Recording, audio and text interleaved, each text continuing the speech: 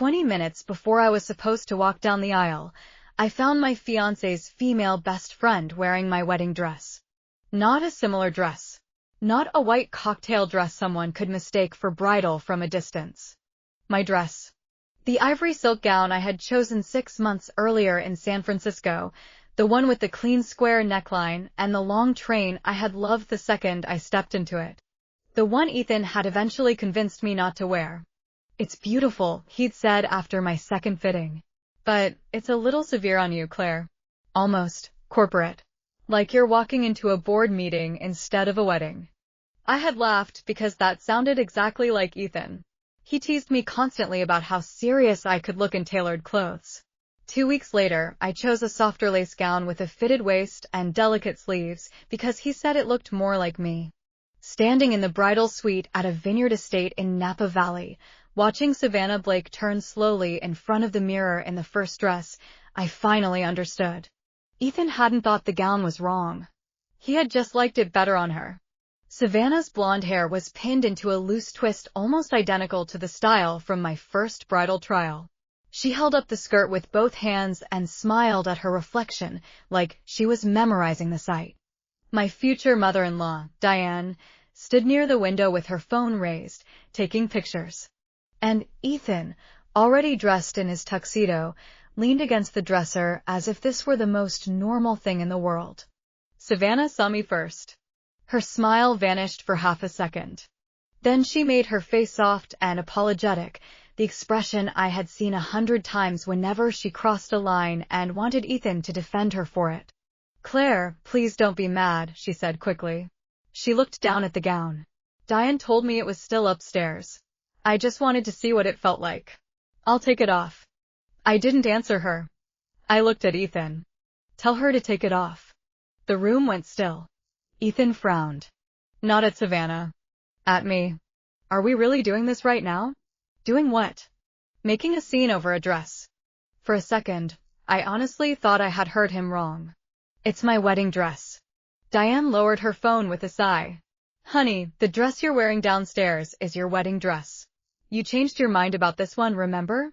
Savannah is only trying it on for 5 minutes." I changed my mind about wearing it.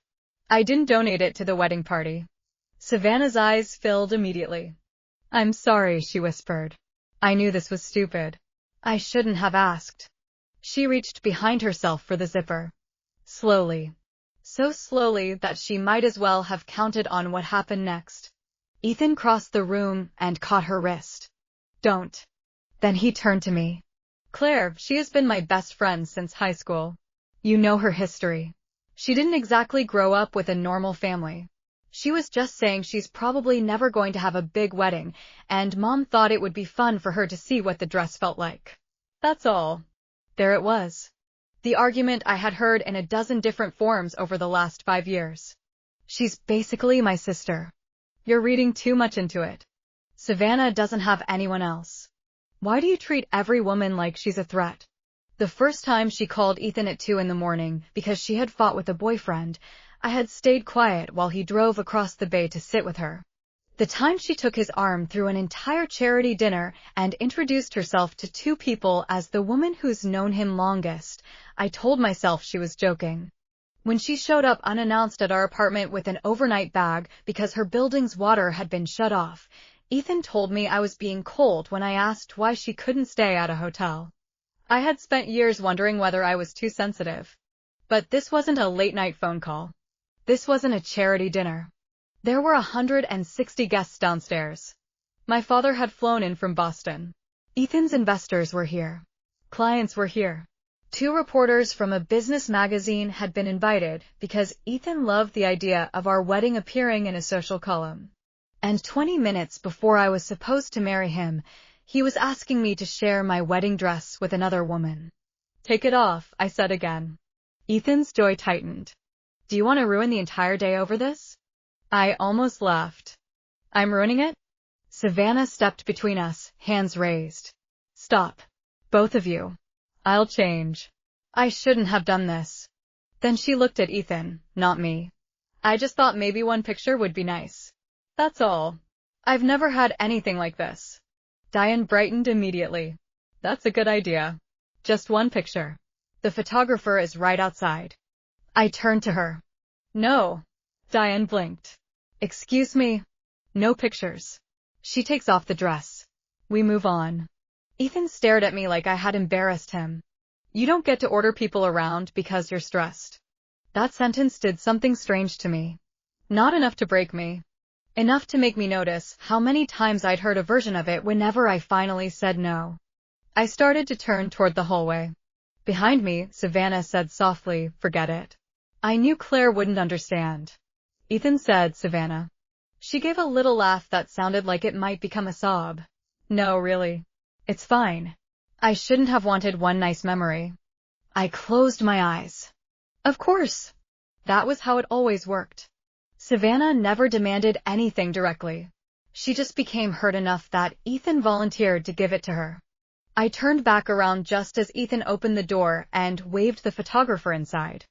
The photographer, a patient man named Luis who had spent all morning arranging shoes and invitation cards for detail shots, stopped short when he saw two women in bridal gowns. His eyes went from Savannah to me. Did I miss a change? Just a few fun shots, Ethan said. Savannah's never going to have a wedding like this. Savannah gave him a wounded smile. You don't know that. You know what I mean. He put an arm around her shoulders. Luis looked at me again. I did not nod.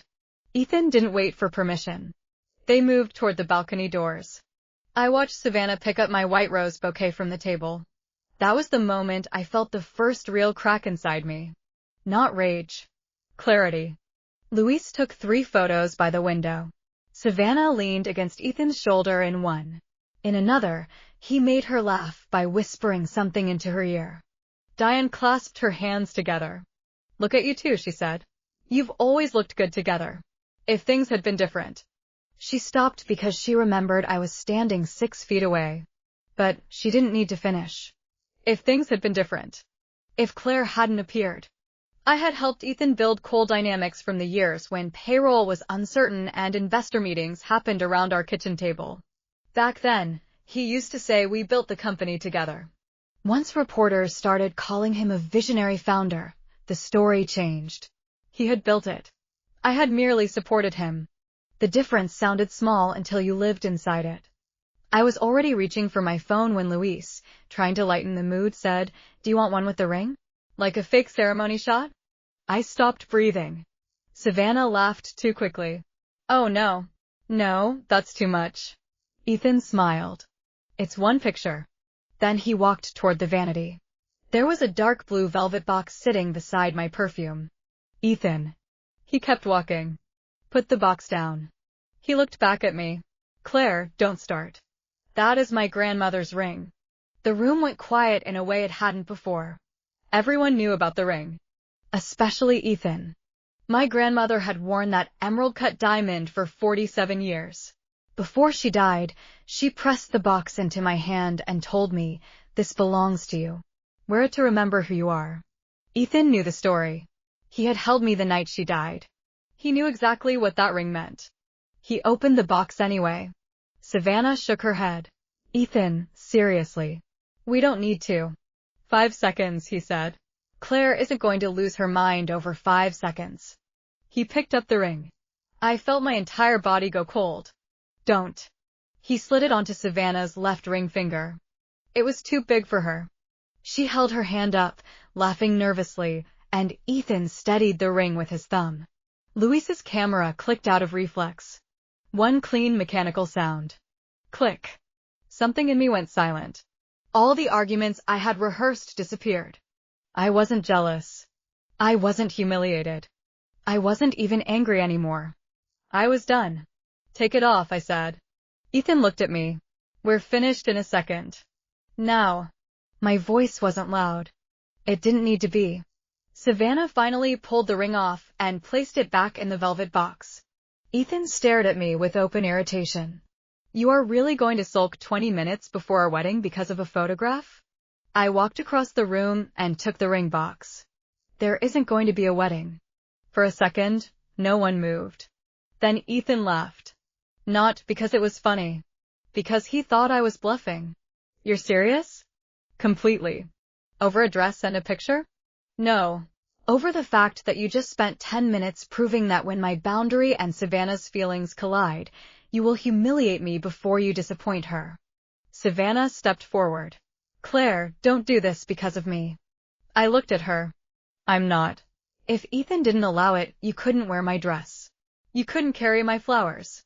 And you definitely couldn't wear my grandmother's ring. Ethan's face hardened. What exactly do you want from me? Do you want me to scream at her? Throw her out? Is that what makes you feel secure enough to marry me? I don't want anything from you anymore. I set the bouquet down. Then I took off my veil. That was when I saw the first flicker of fear in his expression. It lasted maybe 2 seconds. Then pride covered it. There are 160 people downstairs, he said quietly. Board members. Clients. Press. If you walk out now, you're humiliating yourself. You think that's what I'm worried about? Of course you are. You've planned this wedding for 8 months. Don't pretend you can just walk away from me because you're angry.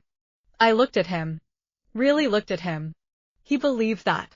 He truly believed I could not leave him. Maybe because I had stayed when his company nearly failed. Maybe because I had turned down my father's offer to move back to Boston.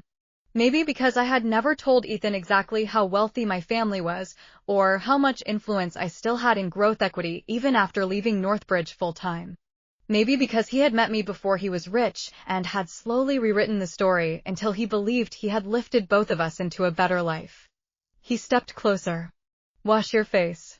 Take 10 minutes. Then come downstairs. We're getting married. I took out my phone.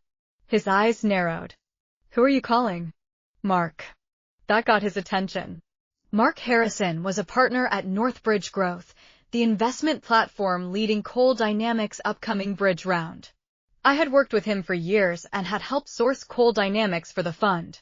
Ethan knew Mark well enough to know the call mattered. Why are you calling Mark on our wedding day? I didn't answer. Mark picked up on the second ring. Claire? Aren't you supposed to be getting married in about? Mark, I need Monday's $6.5 million bridge funding paused pending an emergency governance review. His tone changed immediately. On what basis? Undisclosed related party expenses I can document. Vehicle lease, housing, consulting payments, and a potential lender disclosure issue. There was a beat of silence. Send me what you have, he said. I'll get legal and the credit committee on now. Nothing funds until they clear it. Thank you. I ended the call. For several seconds, nobody spoke. Then Ethan gave a short laugh. Wow. I put my phone in my clutch. What? That was convincing. I almost admired his commitment to denial. You think Mark is pretending? I think you worked at Northbridge for a few years and you know how to make a dramatic phone call. You do not have authority to freeze my financing because we had a fight. I didn't freeze it. I gave Northbridge a governance issue to review. They put the funding on hold. I picked up my coat. His voice followed me to the door. Claire. I turned. His expression was hard now. If you walk out that door, don't expect me to come begging tomorrow. I looked at the man I had loved for 5 years. Don't worry, I said. Tomorrow, the person begging won't be me. I did not sneak out through a service entrance. I did not change clothes first. I walked downstairs in my wedding gown. The string quartet was still playing in the courtyard. White roses lined the aisle. Olive branches curved around the chairs. The afternoon light over the vineyards was so beautiful it looked staged. Our wedding planner, Melissa, saw me without Ethan and went pale. Claire? The ceremony isn't for another. Cancel it. She stared at me. What? I looked at the guests already turning in their seats. There was no graceful way to do this, so I chose a clear one. There will be no wedding today. Dinner and drinks are still covered. I'm sorry you all traveled here for nothing. The courtyard erupted in whispers.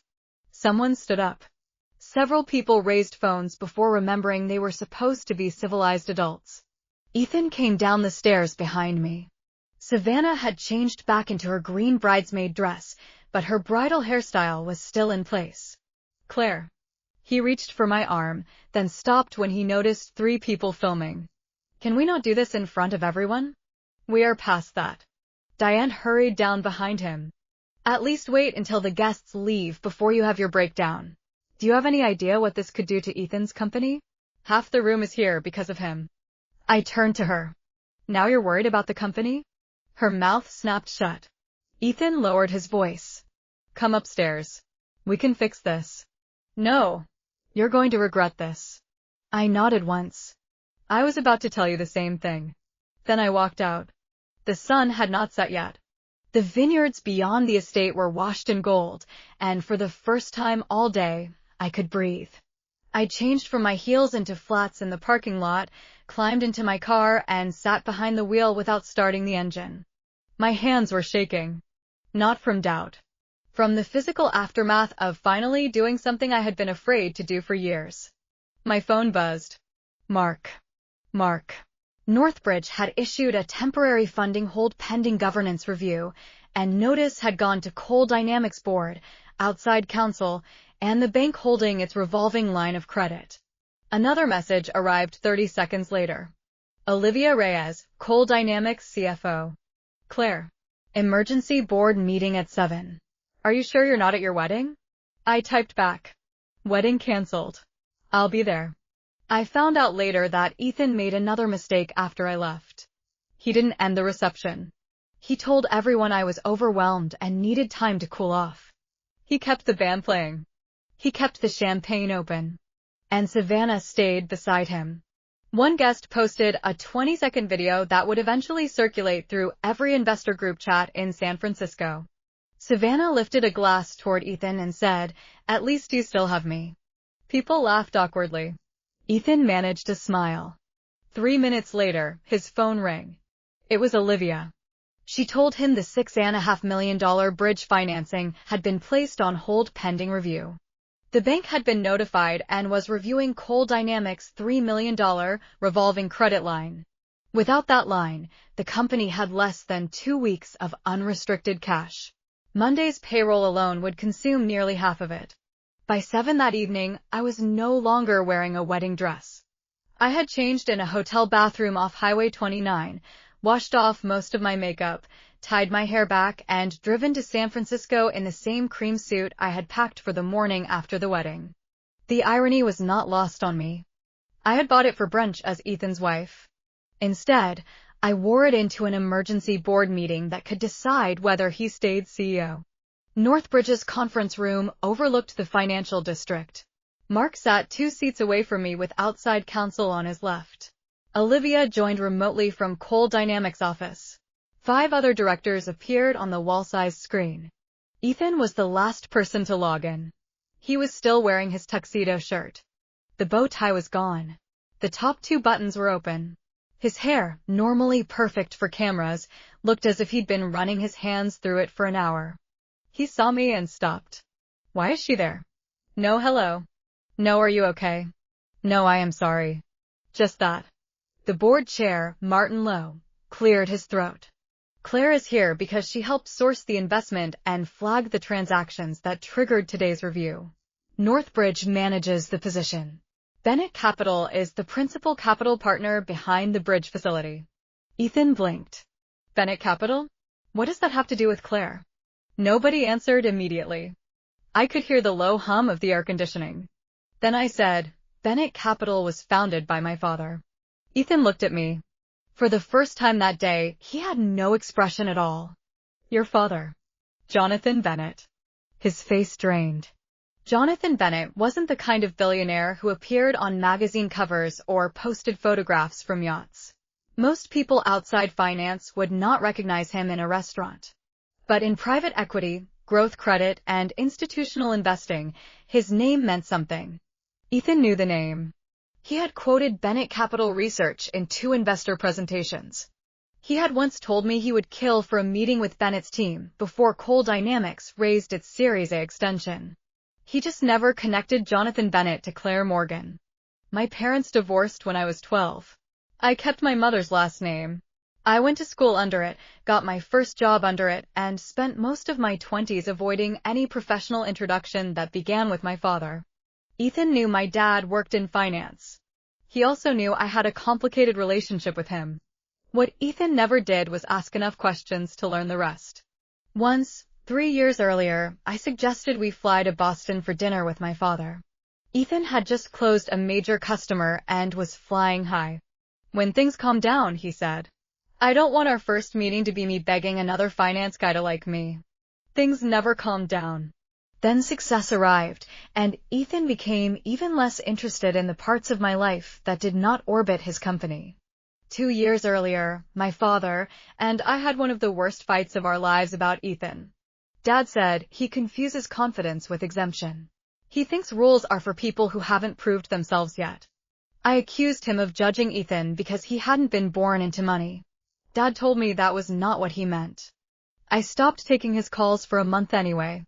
Later, when Coal Dynamics needed institutional capital, I specifically asked Bennett Capital not to invest directly.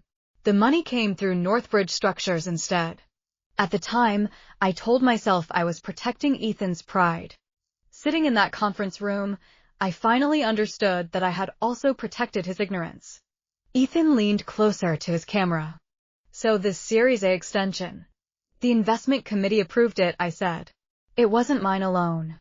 But I sourced the opportunity. I wrote the first internal recommendation. I led part of the diligence." His mouth opened, then closed. "Why didn't you tell me?" I almost laughed. "I told you I worked in growth investing. You said you consulted." After I left Northbridge full-time, I did. For Northbridge and 2 other funds. You knew that. You never said you were this involved. You never asked what I actually did. That landed. For years, dinner conversations had gone the same way. I would mention a company I was evaluating. Ethan would nod while answering emails. I would explain why a financing structure worried me. He would interrupt with, "Investors always overcomplicate everything. Founders are the ones taking the real risk." Once, after I spent 3 weeks on a healthcare software deal that fell apart during diligence, he said, "At least you didn't waste 6 months building the thing." He wasn't cruel when he said it. That was almost worse. He simply did not believe my work could be as important as his. Martin cut through the silence. "We are not here to discuss the personal relationship between 2 people. We are here because the financing suspension cited a governance concern." "Claire, Mark, please explain." I opened the folder in front of me. 3 months ago, during a quarterly portfolio review, I flagged several expenses that did not match Coal Dynamics' normal operating profile. At the time, management explained them as East Coast branding and business development expenses. I did not have enough evidence to escalate. I slid a summary toward Mark, who shared it on screen. "Long-term lease on a Porsche Cayenne. Apartment costs in the Marina District. 3 payments to Blake Creative LLC categorized as brand consulting. Total identified exposure so far, $427,000. Ethan went completely still. Olivia's face changed too. "Blake Creative," she said. "I approved 2 of those invoices based on Ethan's sign-off. I was told it was a boutique agency." "It is," I said. "Technically." Mark clicked to the next page. "The LLC's sole member is Savannah Blake." No one spoke. Ethan looked at me with a kind of fury I had never seen before. Not guilt. Not yet. He felt exposed. "This is what this is about," he demanded. "You got jealous and dug through company payments?" I held his gaze. "I reviewed portfolio expenses because that was my job. I asked you about them 3 months ago. You told me not to turn everything into an audit. Because it wasn't material." Olivia cut in. $400,000 of undisclosed related party payments is material to me." Ethan snapped. "They weren't related party payments. Savannah did work for the company." "Then the audit will find deliverables," Mark said calmly. Ethan turned back to me. "You are using a private fight to destroy a company with 127 employees." "No," I said. "I'm trying to protect it." "By pulling funding?" "By stopping $6.5 million from entering a company before we know whether its CEO misrepresented related party transactions to the board and lender." "You know I wouldn't steal from my own company." "Then you have nothing to worry about." He flinched. It was a phrase he had used on me for years. "If Savannah is just a friend, what are you worried about? If you trust me, why are you asking questions? If you're secure in our relationship, why does it matter?" For once, the logic was pointing in the other direction. The board authorized a third-party audit that night. Ethan objected. He lost the vote. When the meeting ended at 9:42 p.m., I walked outside and found 36 unread messages from him. The first 10 were angry. You had no right. You embarrass me in front of my board. Do you understand what you just did to our valuation? Then the tone shifted. Call me. We can fix the wedding later. Don't let business get mixed up in this. By the final message, he had changed again. Please, Claire. Just answer. I didn't. I slept at a friend's apartment in Pacific Heights because I could not face the home Ethan and I had shared for 3 years. At 6 the next morning, I woke to a text from my father. I heard, "Are you safe?" That was all. No, I told you so. No lecture. I typed yes. 3 dots appeared immediately. Then, do you want me there? I stared at the screen for a while. Part of me wanted to say yes. Another part needed to know I could stand through the next few days without hiding behind his name. Not yet, I wrote. But thank you. His answer came back. I'm here when you do. At 10:15 Sunday morning, outside counsel's forensic team entered Coal Dynamics and issued a document hold. Monday's payroll cleared only because Olivia froze discretionary spending and negotiated a temporary standstill with the bank. 48 hours later, the preliminary findings were worse than I expected. The Porsche was for Savannah. So was the Marina apartment. Blake Creative had billed Coal Dynamics for brand positioning, strategic communications, and executive image consulting, but the reviewers found almost no meaningful work product behind the invoices. Worse, Ethan had signed a representation to the company's bank stating that no material undisclosed related party arrangements existed. The funding hold had not created the problem. It had exposed it.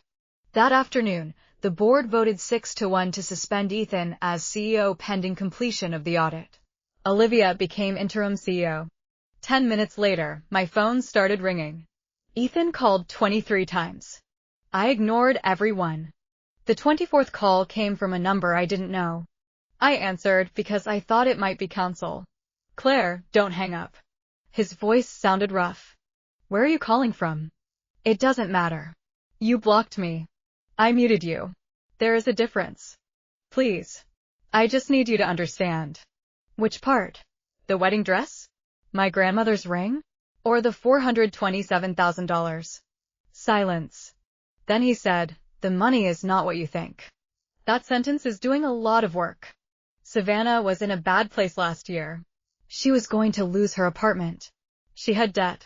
She couldn't keep a normal job because of her anxiety. I helped her. With company money. I was going to replace it. With what? The next financing round. He didn't answer. Ethan, the company is not your personal emergency fund. I know that. Do you? I was trying to help someone who has been in my life since I was 16. And lying to your board while you did it. I wasn't lying. You signed a bank certification. That was boilerplate. I closed my eyes. There it was again. Rules were details until they threatened him. Boundaries were technicalities until they belonged to him. He continued, faster now.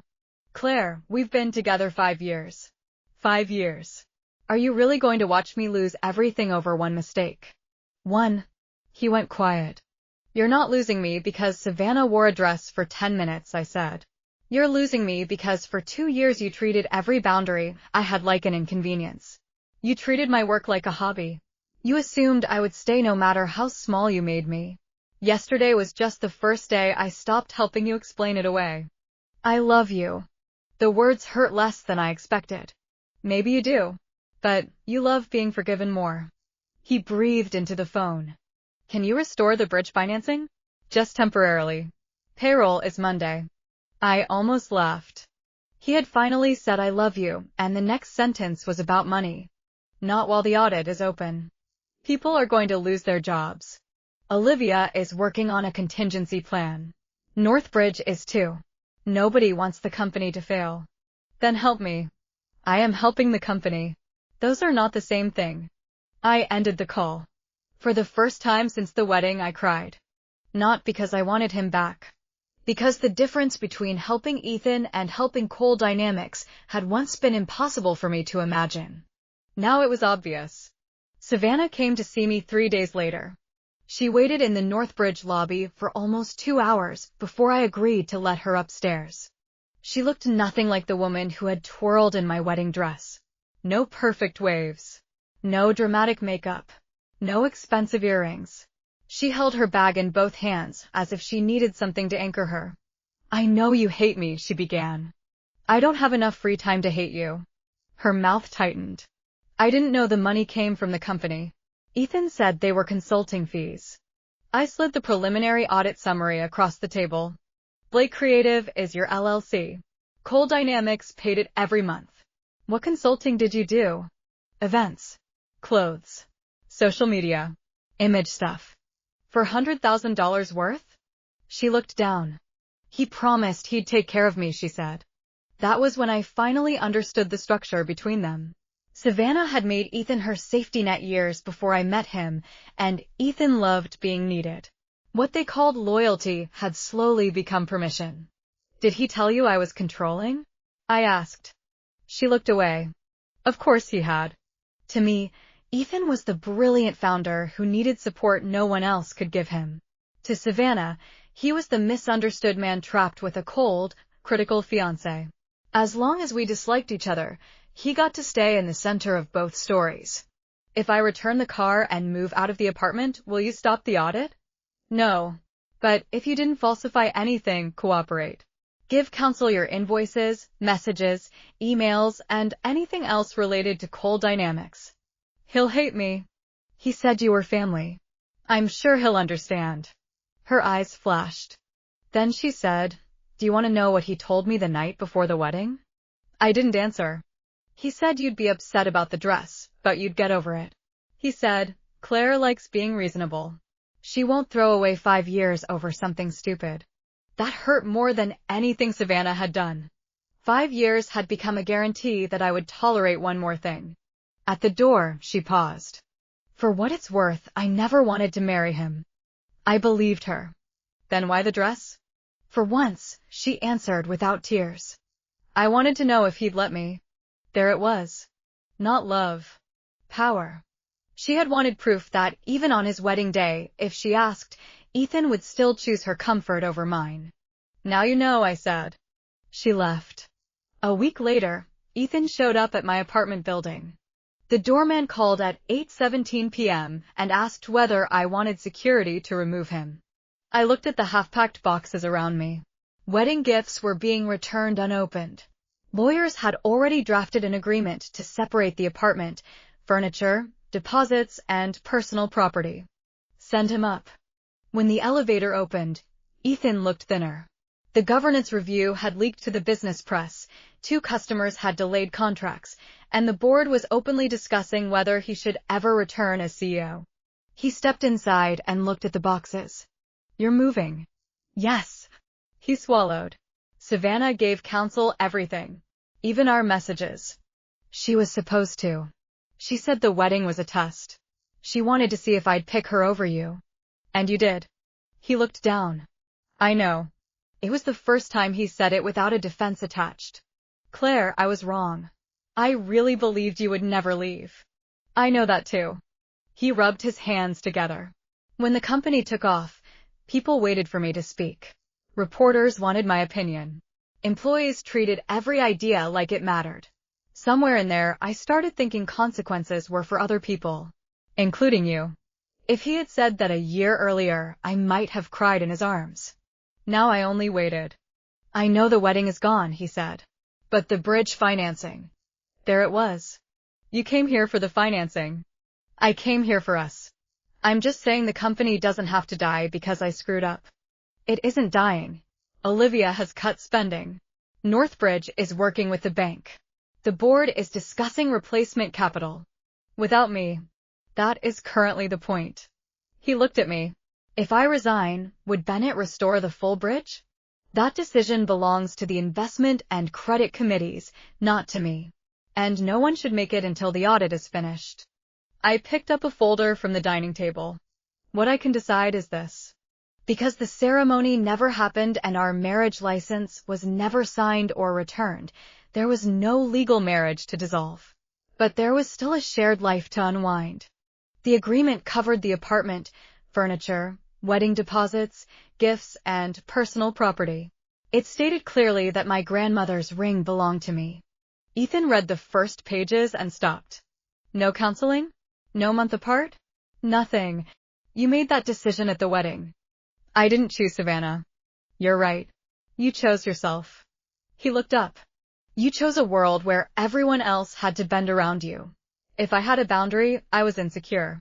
If an employee disagreed, they lacked vision. If a director asked questions, they didn't understand founders. If Savannah needed something, the rules became flexible. I pushed a pen toward him. I don't want to live in that world anymore. He signed. At the door, he stopped. The ring isn't here. My chest tightened. What do you mean? After you left, Melissa packed the bridal suite. I thought you had it. I'll find it. You'd better. Then he left. 2 weeks after the wedding that never happened, the board held its final governance meeting. By then, the audit had confirmed enough to make the outcome almost inevitable. Ethan had approved undisclosed related party transactions. He had allowed company funds to cover Savannah's housing and vehicle. He had signed off on consulting invoices with little evidence of real work. He had given incomplete information to the lender during a period when Coal Dynamics was already tight on cash. The amounts were not large enough to kill a company by themselves, but they were large enough to destroy trust. And for a CEO, trust was the asset underneath everything else. The board voted to remove Ethan permanently as chief executive. His operating authority ended immediately. A portion of his unvested founder equity was repurchased under the company's agreements. Coal Dynamics reserved the right to pursue repayment of improper expenses. Outside counsel took over the remaining regulatory and lender issues. Ethan kept some shares. He did not keep control. Bennett Capital did not simply restore the $6.5 million bridge. That would have taught everyone the wrong lesson. Instead, we offered a smaller, staged $4 million rescue facility with conditions. Olivia had to remain CEO. The company had to appoint 2 independent directors. Related party transaction policies had to be rewritten. Spending above specific thresholds required dual approval. And the board had to receive monthly cash reports until the company stabilized. The directors accepted. So did the bank. Payroll went out on time. No one cheered when that happened. That was what I liked about it. 127 employees kept their jobs. Engineers who had nothing to do with my failed wedding did not have to pay for Ethan's choices. Customer projects continued. The company had a chance to survive without pretending nothing had happened. A business site later ran a headline calling me the jilted heiress who froze her fiancé's startup funding. I closed the page after the first paragraph. It was a better headline than the truth. The truth was less dramatic. If Ethan had kept clean books, disclosed his conflicts, respected the board, and treated company cash like company cash, canceling our wedding could not have removed him as CEO. I had not destroyed his career with a phone call. I had stopped protecting it from scrutiny. That was different. After the board meeting, Olivia caught up with me by the elevators. How did you decide that fast at the wedding? I didn't, I said. The call happened in 20 minutes.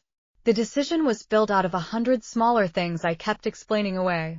And the dress was the last one? The ring. She nodded. Makes sense. That was the difference between being heard and being managed. Olivia did not need me to prove why something mattered before she accepted that it did. A month after the canceled wedding, my grandmother's ring came back to me. Melissa, our wedding planner, had packed the bridal suite in a rush. The velvet box was accidentally placed in the inner pocket of Ethan's tuxedo garment bag with his cufflinks and watch case. His attorney found it while cataloging property under our separation agreement. When the courier handed me the package, I took it into my office and locked the door. I opened the blue box. The diamond caught the afternoon light exactly the way it always had. For years, I had imagined that ring on my left hand. I had imagined Ethan sliding it onto my finger under an arch of white roses while everyone we loved watched.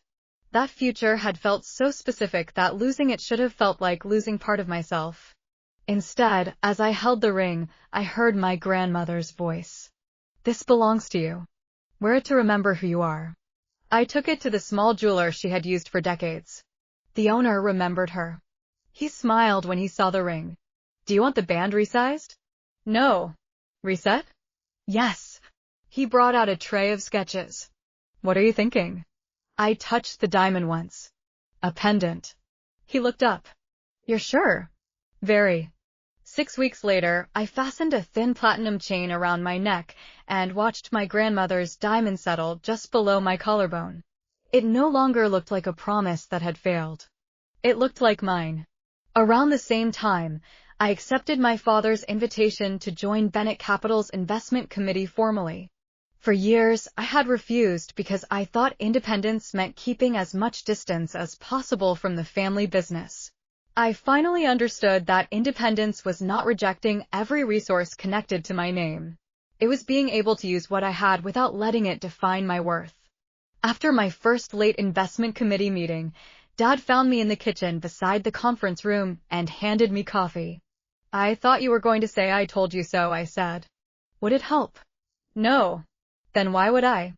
I looked down at the cup. "I thought you'd be angry that I didn't listen to you about Ethan." "Claire, I didn't like him. That doesn't mean I had the right to live your life for you." Then he added, "Although next time, I would prefer someone who lets you finish a sentence when you talk about your work." I laughed. There is no next time on the calendar. Even better. 6 months later, I saw Ethan at a technology summit in San Jose. Coal Dynamics had stabilized under Olivia. Growth was slower, cash burn was lower, and the company had gained something more useful than hype: discipline. Ethan was crossing the conference hall when he noticed me. His badge listed him as a product advisor for a small software company. He looked different. Not ruined. Not broken. Just ordinary. His eyes dropped to the diamond pendant at my neck. "You found the ring." "Your lawyer did." He nodded. "I'm glad." For a moment, neither of us spoke. Then he said, "I'm sorry.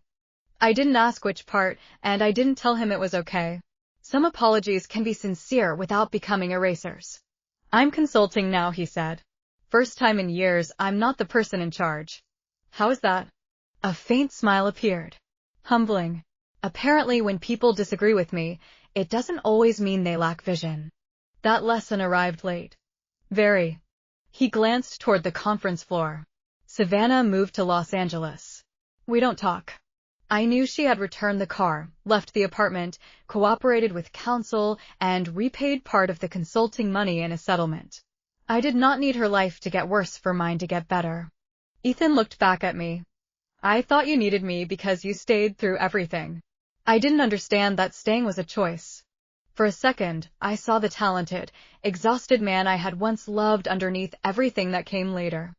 I had not been wrong to believe in him then. I had simply stayed too long after he stopped deserving that belief. "Take care of yourself, Ethan," I said. "You too, Claire." He walked away. I did not feel victorious. I felt finished.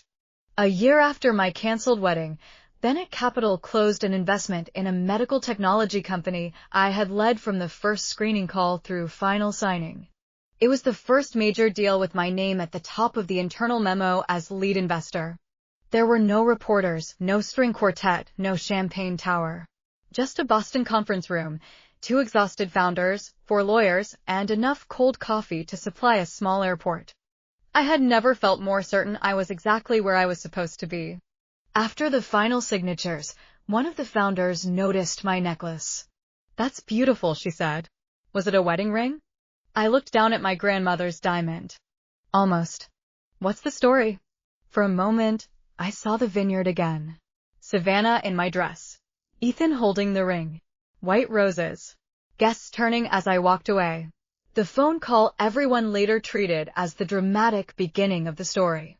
But it wasn't the beginning. And it wasn't really revenge. "It was supposed to be my wedding ring," I said.